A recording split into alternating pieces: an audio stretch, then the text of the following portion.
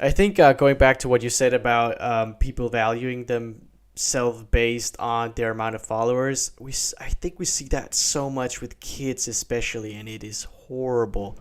And Yeah, I think in that sense, and down at that age, I think there is, unfortunately, people do care about other people's followers. I think the popular kids have more followers. They don't want to hang out with the kids that don't have followers, which is so strange. Like, I'm only 24, but when I was a kid, that was not a thing yeah. at all. No, not at all. Yeah, same. It's Like no, yeah. it's such a strange direction the world is heading in. Well, I mean, yeah. I think how old are you? 24. Yeah, so we're pretty much the same. Like our generation kind of grew up without technology and like social media, but also with it as well. Like Yeah. we got like best of both worlds. Like near the end of no technology and phones, and like a lot of it. But like we grew up without it enough where it's like okay, like we know what life is before Yeah. this, Hmm. and so I feel like we're the best generation for I that. agree. Yeah.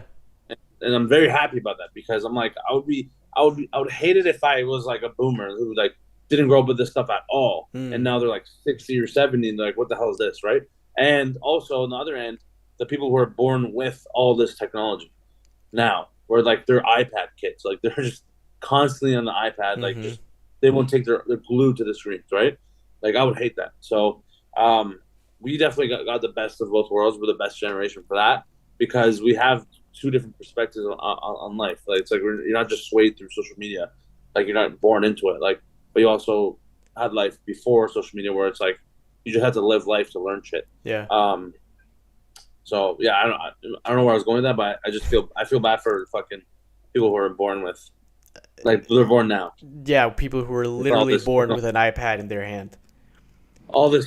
just so much sense, like just sensory, like just so too much shit Yeah.